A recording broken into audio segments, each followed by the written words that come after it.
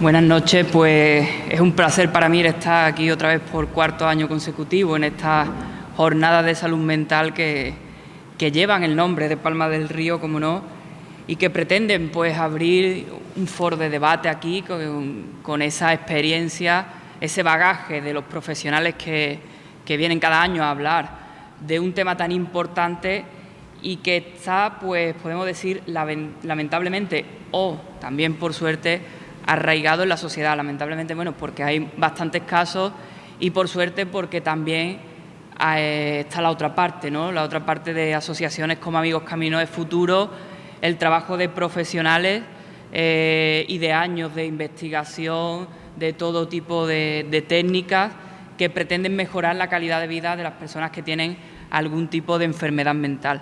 Antes de darle paso al primer ponente de esta noche, me gustaría darle unos breves datos para conocer un poco globalmente cómo está la situación, ¿no? Porque según la Organización Mundial de la Salud, la OMS, se calcula que aproximadamente el 20% de los niños y adolescentes del mundo tienen trastornos o problemas mentales. Entre los datos que recoge este organismo, también la guerra y las catástrofes tienen efectos importantes en la salud mental y el bienestar social, el bienestar psicosocial. La incidencia de los trastornos mentales tiende a duplicarse después de este tipo de conflictos y de emergencias.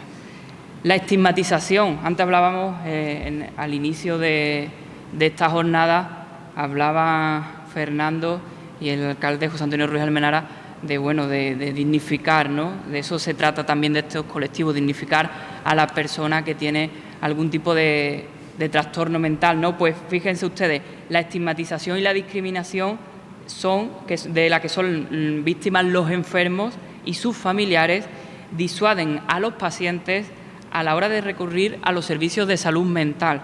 Es decir, esto es un dato que también se hace eco la Organización Mundial de la Salud. Y en la mayoría de los países son frecuentes las denuncias de violaciones de los derechos humanos de las personas con discapacidad mental o psicológica. Otro tema por el que también se trata de luchar y de poner sobre la mesa, ¿no? Que todos somos iguales y todos tenemos derecho pues a tener un trabajo, a estar reconocido en igualdad de condiciones, aunque algunas veces bueno, pues se lleve esa mochila con esa carga, ¿no? Como son los diferentes tipos de trastornos y enfermedades. No quiero extenderme mucho, pero fíjense ustedes, los datos que he recabado de este 2017, el próximo día 10 de octubre es el Día Mundial de la Salud Mental. Nosotros celebramos esta jornada siempre coincidiendo con el viernes, que es más cercano. En España, más del 9% de la población convive con alguna enfermedad mental. Es decir, tenemos una población a 1 de enero de 2017 de en torno a 46,5 millones de personas en el territorio español. Si hacemos esa regla de 3, nos sale que 4,1 millones de personas pues convive, como decimos, con la enfermedad mental. Es decir, que es una cifra bastante importante. Una cifra importante y donde 1 de cada 4 ciudadanos va a tener que enfrentarse a algún tipo de enfermedad mental a lo largo de su vida. Como decimos, además de ese 9%, las enfermedades mentales ya suponen más del 40% de enfermedades crónicas diagnosticadas en España. Y en cuanto a la situación de los profesionales, pues actualmente en España se dispone de 6 psiquiatras por cada 100.000 habitantes. Estos son, como digo, este dato lo ofrece órganos internacionales como la OMS, ¿no? Y tan solo en el aspecto laboral, los datos que recoge la Federación de Asociaciones de Familiares y Personas con Enfermedad Mental, otro punto muy importante también, el tema de lo laboral, porque si ya se ha hablado durante la crisis cómo las personas que se quedan en paro pues se sienten frustradas porque no se pueden realizar, imagínense y pónganse en situación, no hace falta que lo diga, seguramente muchos de los aquí presentes tienen familiares, amigos y conocidos, ¿no? Pues cómo el hecho de tener una enfermedad mental muchas veces pues los ha dejado atrás, ¿no? A lo largo de estos años. Tenemos que cambiar ese chip y fíjese los datos, y hay que cambiar los datos, evidentemente. Tan solo el 15,8% de las personas con enfermedad mental tienen trabajo en España, y de estos, menos del 5% corresponde a personas con trastornos mentales graves. Es decir, todavía nos queda un amplio camino por recorrer.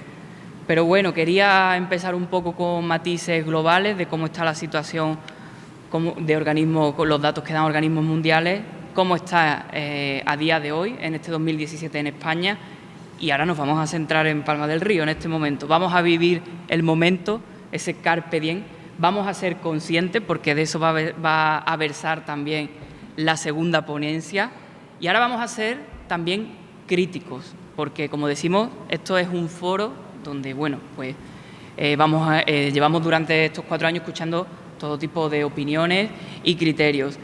Y la persona que va a comenzar, que va a abrir el turno de ponencia, repite este año, es Álvaro Castro.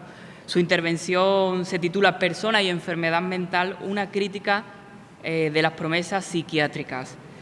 Les recuerdo el currículum de la persona que me acompaña, que Álvaro Castro es doctor en Filosofía por la Universidad Española a Distancia, por la UNED, cuenta con un máster en Filosofía Contemporánea, este terreno es su especialidad, y además es docente en el Instituto Lope de Vega de Córdoba, de la capital. Allí imparte Psicología y Filosofía. También es presidente de la Asociación María de Casalla y en 2011 publicó un libro sobre la figura de esta palmeña. En noviembre de 2016 presentó otro libro sobre la Inquisición en Palma del Río, titulado La mala planta, y pronto sacará otra obra basada en su tesis doctoral y que abordará la historia del pensamiento político de la derecha española durante el siglo XX. Un trabajo que desarrolla también en el plano de investigación en la Universidad de Cádiz. Su ponencia, bueno, pues a continuación va a tratar este tema de forma, como me comentaba, cuando le pedía un poco que me diese datos de lo que iba a suponer esta ponencia, va a tratar de profundizar más reflexivamente y filosóficamente en esta ponencia comparativamente con la de la jornada anterior. Nos va a hablar de qué entiende él por enfermedad mental y va a dar una visión, como les anunciaba, crítica de la psiquiatría como disciplina científica. Todo ello con el objetivo, según Castro, de resaltar la dignidad de la persona que padece algún trastorno mental.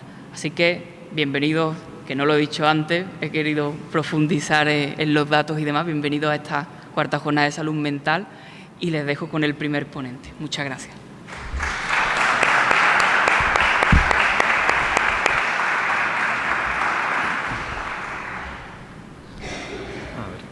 Voy a ver cómo me coloco los papeles que me he traído. Bueno, pues tengo que decir, antes que nada, que muchas gracias, otra vez, por la invitación, porque para mí es todo un placer y, por supuesto, un honor. Si no, espero que se me escuche bien porque estoy un poco tocado de la voz, son cosas de la profesión y los viernes son desastrosos ya, pero bueno, espero no tener mucho problema. Decía que es un honor para mí participar otra vez en esta jornada, organizadas por amigos, organizadas por una asociación que, como otras de otros lugares, considero que son iniciativas muy importantes, imprescindibles. Y nada, muy agradecido a los que habéis asistido, ¿no? A pesar del fútbol y esas cosas, ¿no? Bueno, como ha dicho Rafa, que me ha presentado muy amablemente, sí, es verdad, mi especialidad es la filosofía. Yo en temas de psiquiatría y psicología, digamos que siempre he leído cosas por un interés personal, desde que era muy joven, incluso antes de ir a la universidad. Son temas que siempre me han interesado. Y digamos que he chupado teoría, mucha teoría, ¿no? Y mi profesión de docente, que son ya 13 años, con chavales, con adolescentes, pues la verdad que es lo que más me ha acercado a mí a la realidad del malestar, de la enfermedad mental, como que hablaré un poco de qué entiendo yo por esa palabra, los malestares psicológicos, el sufrimiento psíquico, en definitiva, en este caso de los chicos, ¿no? De mis alumnos. Y eso es algo que siempre me ha animado en mi tiempo libre, por decirlo así, que me queda al margen del trabajo, mi vida personal y la investigación, pues a seguir leyendo y a seguir formándome, ¿no? Lo que quiero decir con todo esto, que bueno, que sí, que como ha dicho nuestro señor alcalde, vale, a lo mejor puedo aportar conocimiento, pero que creo que ya lo dije el año pasado, yo aquí sobre todo lo que puedo hacer es aprender, porque de la realidad se aprende mucho más que de los libros. Estoy convencido de eso, a pesar de que vivo rodeado de ellos, pero estoy convencido de que de la experiencia y la realidad se aprende mucho más. Por lo tanto, humildemente yo voy a expresar algunas opiniones. En filosofía estamos más acostumbrados a hacer preguntas que a dar respuestas. Las respuestas no se nos dan muy bien. Más bien nos comemos el coco, ponemos ciertas cosas en duda. Y por ahí va mi intervención. No me enrollo, que se me va el tiempo. Persona y enfermedad mental, para no perdernos, voy a seguir un poco la explicación del título, porque lo he titulado así: Persona y enfermedad mental, una crítica de las promesas psiquiátricas. Lo primero, bueno, vamos por paso. ¿Qué entiendo por persona? Complicado, espero no cansaros. Si me pongo muy filosófico, me decís que me calle y ya está. Pero, ¿qué entiendo por persona? Bueno, la palabra persona es muy antigua. Deriva de prosopón, una palabra griega, un vocablo griego, que en la Grecia antigua, en la Grecia clásica, se usaba para nombrar o llamar a las máscaras que los actores de la comedia ática o de la tragedia se ponían en sus actuaciones. De alguna forma, la palabra persona quedaba asociada a personaje, a personear, máscara, ¿no? Después, bueno, hay toda una tradición, digamos, cristiana, que arranca, ¿no?, en la Edad Media, que por persona entiende, pues bueno, un sujeto, voy a resumir mucho, claro, esto es tremendamente complejo, pero un sujeto compuesto de alma y cuerpo. El alma lo diferenciaría de otros seres, y especialmente un alma que nos convierte en seres racionales a diferencia de otros. La persona, además, en ese sentido, hay gente que lo interpreta como lo que vale per se, lo que vale por sí mismo. Lo que vale por sí mismo quiere decir que hay cosas que quizás no valen por sí mismas. No sé si es la naturaleza, los animales o no sé. Lo que quiero decir con eso es que ese concepto tiene cosas, creo, muy positivas, pero peca de antropocéntrico, de situar al hombre, y digo al hombre en la tradición medieval, por encima de animales, por encima de la naturaleza. Eso tiene mucha cola, pero quiero insistir sobre todo en el tema de la dimensión racional, o sea, será la razón lo que nos hace distintos, ¿no? Esa división entre alma y cuerpo, no estoy siendo pesado, ¿no?, entre alma y cuerpo, por ejemplo, cuando acaba la Edad Media, la retoma Descartes, filósofo francés del siglo XVII, que separa tajantemente mente y cerebro o alma y cuerpo. Se establecía ese paralelismo. Y eso le daba ya para hablar para separar enfermedad mental, que sería, por decirlo así, una enfermedad del alma, de la enfermedad del cuerpo, que sería una enfermedad, digamos, física, ¿no? Digamos que sentando un poquito las bases, aunque ya digo que esto es generalizar y la cosa es bastante más compleja, de esa diferenciación que todavía mantenemos entre enfermedad mental y enfermedad, digamos, física, ¿no? Después volveré a este tema de la enfermedad. Sigo con el tema de la persona.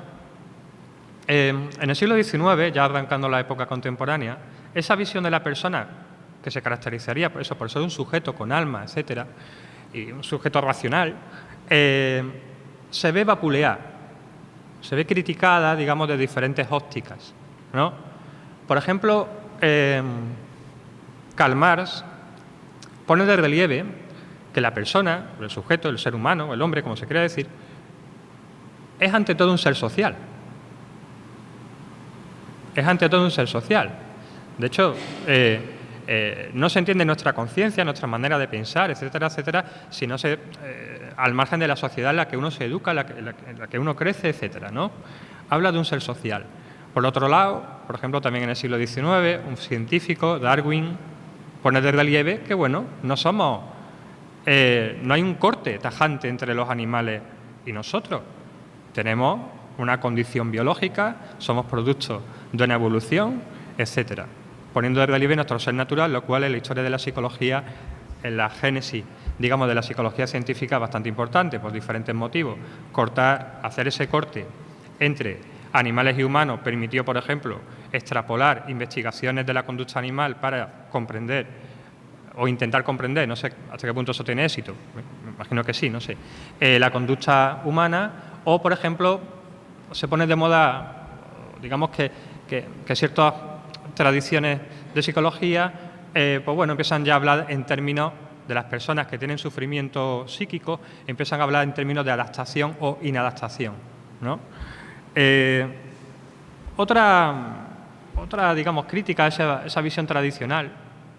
Estoy hablando, fijaros, a ver si me centro, sujeto. Por un lado, tenemos una dimensión social, por otro, somos, al fin y al cabo, animales, ¿no? Y, por ejemplo, también Sigmund Freud, uno de los clásicos de la psicología, pone de relieve que sí, que vale, que tenemos razón, que somos seres racionales, pero que también somos irracionales, que tenemos conciencia, pero también tenemos inconsciente o subconsciente, que además eso, tal y como se gesta nuestra personalidad, depende también bastante de la sociedad, etcétera. ¿Qué quiero decir con todo esto? Que, bueno, como pone Freud de relieve, no somos tan dueños de nuestras vidas.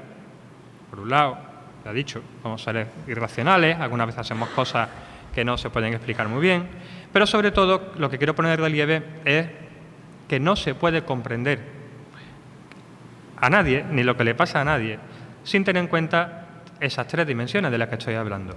Por un lado, tenemos obviamente una dimensión biológica, tenemos una herencia genética, por ejemplo, que nos hace tener un fenotipo, es decir, un cuerpo y unas cosas que le pasan a nuestro cuerpo, pero también somos seres sociales, vivimos en una sociedad, tenemos una familia, nacemos en un pueblo, en una ciudad determinada, con una condición social, una clase social, que nos va a dar una educación, nos va a dar una visión del mundo, etcétera, etcétera.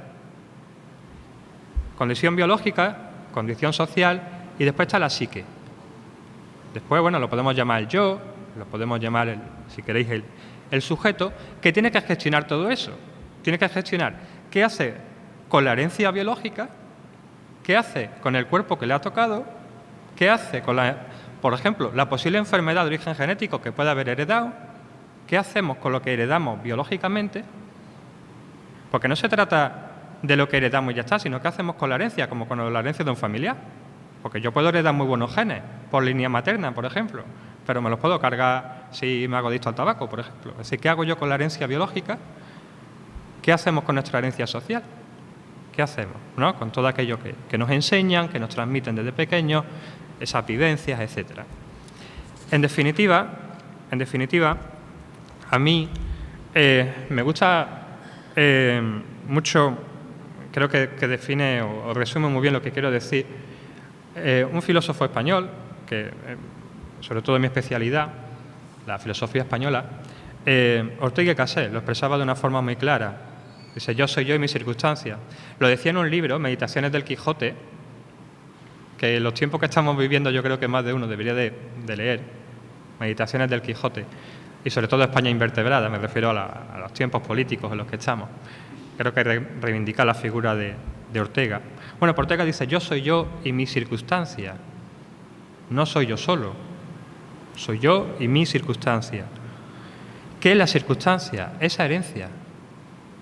La circunstancia es el mundo que rodea al yo y que le afecta de alguna manera o de otra, más o menos. Ustedes, como paisanos de mi pueblo, forman parte de mi circunstancia. Unos más que otros, claro, ¿no? Por la incidencia que podéis tener en mi vida, pues aquí hay personas que influyen muchísimo en mi vida y otras pues influyen menos, pero estáis dentro de mis circunstancias, ¿no? Forma parte de nuestra circunstancia, pues eso, nuestro entorno natural, forma parte de nuestra circunstancia ese cuerpo que tenemos, por ejemplo, ¿no? Forma parte la educación que nos dan, etcétera, etcétera. ¿En qué se resume la circunstancia? ¿En qué se resume?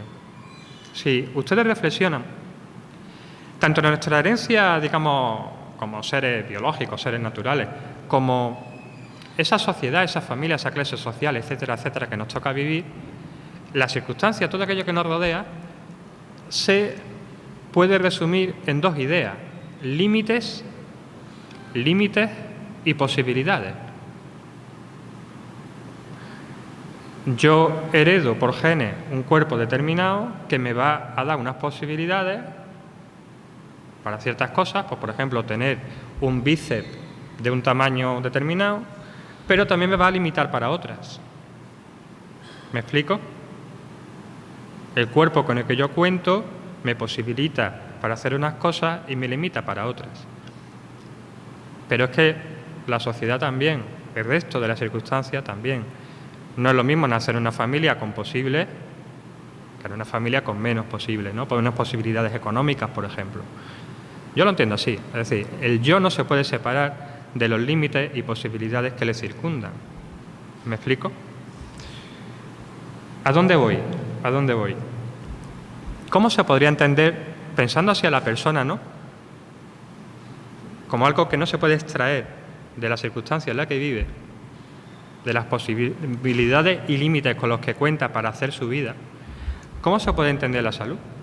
¿O cómo se puede entender la enfermedad? ¿Se podría entender la salud como el conjunto de posibilidades con las que uno cuenta para poder hacer su vida?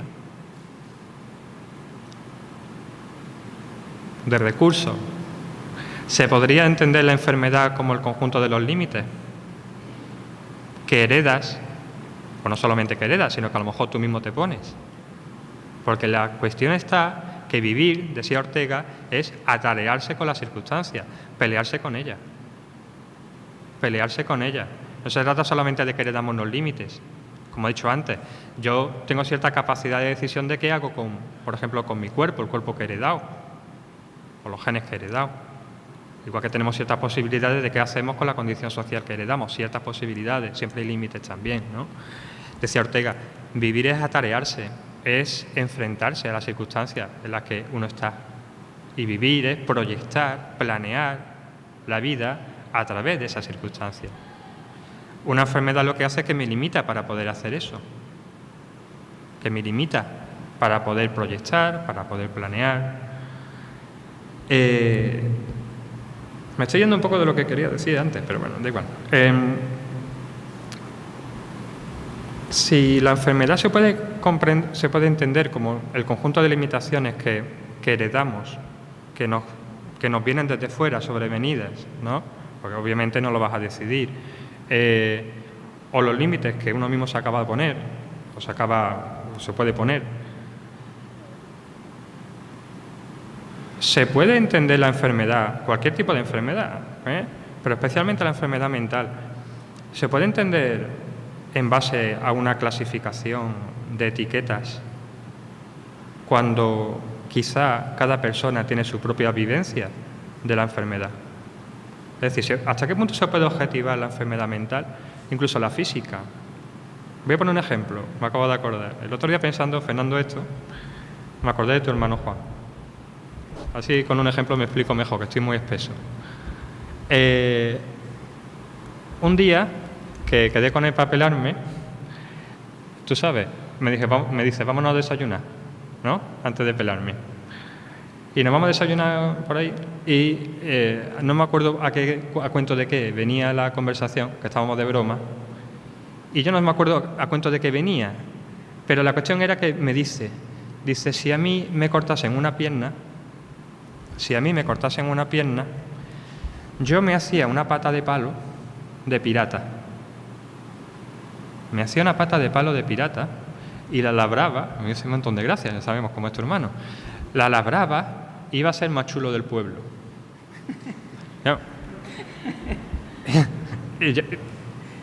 Claro, yo pensaba, es muy triste, por supuesto, que te corten una pierna, pero es que estoy seguro que a este tío se la cortan y le hace eso. Es decir, ¿hasta qué punto las personas viven igual la misma enfermedad? Por eso hablo de límites y posibilidades. Hay gente que se enfrenta, que encuentra la esperanza, los recursos, la ayuda para enfrentarse a las limitaciones, y personas que no la encuentran o no la tienen. ¿De acuerdo? Tenía que haber puesto el ejemplo y me ha roto el rollo filosófico. Por tanto, una primera pregunta que suelto: ¿hasta qué punto la enfermedad puede ser algo objetivo? Si el sujeto es un yo con sus circunstancias, es una persona, es un sujeto. ¿Qué quiere decir sujeto? Que no es un objeto. Quiere decir, esto es un objeto. O sea, esto no piensa, no siente, no necesita una visión del mundo, porque la sociedad nos da una visión del mundo, cada cual la suya, ¿no? O cada cultura la suya, o no sé cómo se quiera entender. La botella no necesita darle sentido a su vida, no necesita proyectar su vida. Las personas sí, las personas sí. Cuando objetivamos quizá la enfermedad mental, yo creo que algunas veces la psiquiatría corre el riesgo de la cosificación, de tratar a la persona como lo que no es, como un objeto que le pasa algo físico, como el que se parte un hueso, en el caso de la enfermedad mental, quiero decir, ¿no? Es una pregunta simplemente. ¿Se puede realmente separar enfermedad mental y corporal? ¿Y se puede realmente...? Porque yo pienso que el sufrimiento psíquico, cuando uno está mal, eso afecta a todo el cuerpo. Afecta a todo el cuerpo. Yo, si estoy estresado, porque los niños me tienen estresado, los alumnos, pues se me tensa el cuello. Un malestar, que su origen es psíquico, ansiedad o estrés, me afecta a mi cuerpo. Creo que lo que hay es una interrelación mente-cuerpo, no una separación. Esto son afirmaciones que no solamente las hago yo, se las leo, se las he leído a psiquiatras, a especialistas que hablan de estas cosas y que hablan de, no sé qué opinará después el compañero, pero que hablan de que hay que superar ese preconcepto, esa separación entre enfermedad mental y física. Hay que ir más allá, porque a lo mejor incluso eso limita seguir investigando para encontrar soluciones más eficaces. No lo sé. Son preguntas que me hago. Igual que la división entre trastorno mental severo y trastorno mental leve. Trastorno mental severo, si es muy severo, se da por supuesto que tiene que ser una causa exclusivamente biológica, tratable médicamente. Si es un trastorno mental leve, bueno, pues será una causa psicosocial tratable con psicoterapia. ¿De verdad que una persona con un trastorno mental severo no necesita psicoterapia? ¿Que se va a curar solamente con medicación? Una medicación que lo que hace es actuar sobre síntomas. Que sí, claro, que es necesaria, pero que actúa sobre síntomas y, digamos, te mantiene en una situación crónica, de cronicidad. Otra pregunta que me hago, ¿no? Después hablaré un poco más de eso en las conclusiones.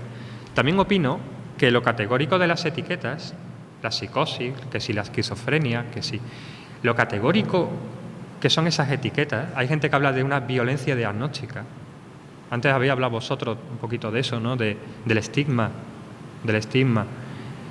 ¿Hasta qué punto la fuerza con la que se puede diagnosticar o se puede etiquetar se corresponde con un nivel de evidencia científica? La diabetes está claro que hay una evidencia científica. Está localizado el origen de la diabetes, ¿no? Un problema del páncreas, etcétera. Si yo tengo ictericia, se me pone la piel amarilla de la cara, pues hay un origen en el hígado. Si me duele un hueso, me hacen una radiografía, el hueso se ve roto, se ve la causa biológica, pero ¿qué pasa con el sufrimiento psíquico? Yo me pregunto, se lo leo a psiquiatras, no hay marcadores biológicos claros para demostrar el origen de ninguna enfermedad mental. Hay correlaciones, hay indicios de cierta herencia genética o predisposición genética, pero no hay marcadores biológicos claros como en otras enfermedades. Entonces, la fortaleza de la etiqueta, eso ¿a cuento de qué viene? Es otra pregunta que me hago. Harán falta porque, claro, habrá que establecer un diagnóstico, un tratamiento, pero es que además los diagnósticos se solapan como las personas. He dicho antes, ninguno vive igual su enfermedad, se solapan y hay ahí, no sé, en el DSM creo que le llaman principio de parsimonia o algo así. El DSM es el manual, creo que es el manual más usado de diagnóstico psiquiátrico, ¿no? Porque al final las personas presentan cuadros confusos, espectros confusos, porque claro, nadie es igual a otro. Pero nadie es igual a otro quizá porque la causa no es exclusivamente biológica, porque el ser humano es más complejo, porque tiene esas dimensiones de las que he hablado. creo yo, ¿no? No sé cómo voy de tiempo, Rafa. Ya mismo me callo. Sobre la bocina ya. Voy a ir acabando. Cuando he titulado la ponencia Las promesas de la psiquiatría, la verdad que no tenía muy claro el subtítulo. Me he inspirado en un libro que me leí este verano de un psiquiatra. Le digo que las cosas que estoy afirmando se las he leído a psiquiatras sobre todo, y gente que trabaja o que ha trabajado en el sistema de salud y tal, que se llama Guillermo Rendueles, y un libro que recopila artículos suyos. Es un psiquiatra que ha trabajado toda su vida en Oviedo, creo que también estuvo en Madrid de joven, pero bueno, en Oviedo, y también ha sido profesor allí de la universidad, bastante reconocido, ya está jubilado, y el libro se llama así, Las falsas promesas psiquiátricas. Para acabar ya, porque quería decir más cosas, pero no quiero ocupar más tiempo. Guillermo Rendueles, este psiquiatra que yo llevo leyéndolo un montón de años, habla de que la psiquiatría necesita una especie de cura de humildad. No es que la psiquiatría no sea necesaria, posiblemente hagan falta más psiquiatras, igual que hacen falta más psicólogos en los centros de atención primaria, por supuesto, por supuesto. Pero de lo que se trata también es de actitud crítica, de cuestionar preconceptos. Se trata de no cosificar a las personas, de no anular su subjetividad, su biografía. Antes Fernando lo ha dicho. Dice: Manuel creyó en mí. Creyó en mí, o sea, te escuchó. Hay una persona con una vida, con unas circunstancias, con unas tareas que necesita ayuda y las está exponiendo, y es escuchada, ¿no? Entonces, decía que Rendueles habla de que la psiquiatría como un trabajo de artesano, de artesanía, después de estar toda su vida trabajando como psiquiatra. ¿Por qué artesanía? Porque es fundamental la experiencia. Es fundamental la experiencia en el trato con los pacientes. Es fundamental, digamos, un saber hacer. Una especie de bricolaje, de tratamiento adaptado a cada persona. Me pregunto si eso es posible en las condiciones en las que está la sanidad pública y el tiempo del que disponen, etcétera, y los medios de los que disponen. Quiero decir que no es todo culpa de los psiquiatras, ni mucho menos. Y el artesano también, porque el artesano es prudente. El artesano, si tiene que hacer una mesa y tal, tiene que andarse con prudencia. No se puede precipitar. Por ejemplo, mandando etiquetas y no digamos ya dejándote llevar por los cantos de sirenas de la industria farmacéutica. Que eso es otro tema, pero que no me va a dar tiempo de hablar. ¿Qué quiere decir un poco con todo esto? Claro, a lo mejor lo que he dicho suena un poco a pesimista y nada más lejos de la realidad. Demando actitud crítica, no solamente a los psiquiatras, a todo el mundo, a la propia persona afectada por el sufrimiento psíquico, a las circunstancias que le rodea, su familia. Demando comprensión, porque no se trata solamente de una cosa biológica que te está pasando.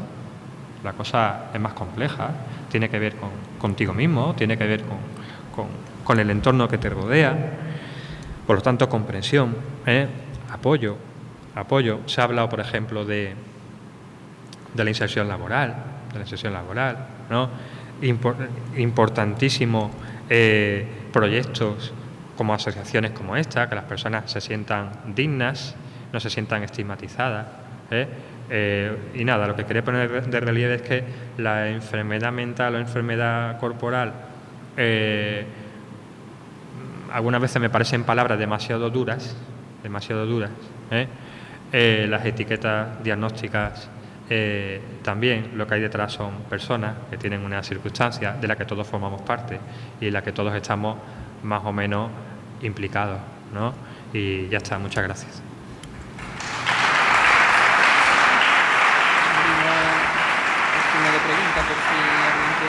Después, como lo tengáis pensado. Como ya saben, es una tradición en esta jornada de salud mental tener esa reciprocidad, hoy estoy que me trago yo también, ser recíprocos con todos ustedes, ese feedback, para que, bueno, si quieren ahora pues hacer alguna pregunta, este es el momento, plantearle alguna cuestión o alguna reflexión, pues que lo hagan alguien del público o algo que no le hayan quedado claro, que quieran matizar o que quieran aclarar. Si quiere alguien. ¿No? ¿Puedo continuar? Sí.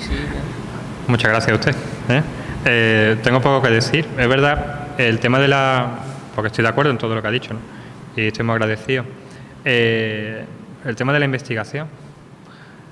No estoy muy puesto en el tema de España, cómo funciona el tema de la investigación, pero me resulta un poco triste. Cuando parte de la investigación o de la formación de los médicos la pagan empresas farmacéuticas, me parece un poco sospechoso, ¿no? Porque ellas hacen negocio con la cronicidad, no con la cura, ¿no? Pienso. Perdón. Digo que me llama la atención que la formación de médicos y tal, pues, o de investigación, pues haya subvención por parte de la industria farmacéutica, o que influyan directamente en ciertas publicaciones científicas. Eso es muy largo de explicar y tiene mucha historia, otra cosa que llama la atención es que hay algo así como tradiciones psiquiátricas nacionales. Es decir, sí, como tradiciones psiquiátricas nacionales. No sé, el mismo manual de diagnóstico, pues a lo mejor no se usa en un país y en otro no. O tradiciones farmacológicas. El mismo fármaco, el mismo tipo de ansiolítico, neuroléptico, no se receta en un país que en otro para el mismo diagnóstico. Es un poco lío todo eso. Después lo de la predisposición y lo del entorno, que también le quería decir algo. Creo el lío un poco desesperanzador. Entonces hace falta un poco también de que las asociaciones, etcétera, los partidos políticos, etcétera, se hagan cargo del problema, de la falta quizá de investigación, y de investigación quizá bajo otros parámetros más críticos y que superen ciertas cosas que a lo mejor limitan más que posibilitan que la investigación se desarrolle. Y después lo del entorno, la predisposición. Bueno, lo de la predisposición, yo lo último que he leído, hay un psiquiatra muy interesante que es holandés, que se llama Jim van Os, que es bastante prestigioso, dirige una red de investigación europea, y bueno, encargan estudios genéticos y cosas así. Dice cosas muy curiosas, es decir, dice que, bueno, sí, hay el famoso 1% de trastorno mental severo o el 1% de esquizofrenia, personas que necesitan cuidado y necesitan tratamiento o son dependientes, pero después hay un espectro de la población muy amplio que tiene esquizotipia, bueno, tiene rasgos psicóticos, pero muchísima población. Lo que pasa es que no necesita ese tratamiento. Claro, que no hay un corte tajante, que parece que hay una cuestión de cierta continuidad, y son estudios de genes. O se habla que realmente la predisposición es un 30%. El último que he leído de este hombre, un 30% en el caso de alguna psicosis, creo recordar. Bueno, exactamente si era la esquizofrenia, no me acuerdo. Y lo que quería decir, estudios que también le he leído a este señor, Jim van Os, de la relación que hay, por ejemplo, entre barrios pobres y enfermedad mental, y ya no digamos el paro, la incertidumbre, las condiciones laborales. Es decir, reducirlo a toda causa biológica es anular conflictos que son muy graves y que causan mucho sufrimiento psíquico. Por eso insisto en que sí, que habrá que investigar lo biológico, pero no es suficiente, no es una intervención suficiente, esa es mi posición. Bueno, me callo. ¿Alguna pregunta más? Bueno, pues muchas gracias, Álvaro. Vamos a dar paso al siguiente ponente.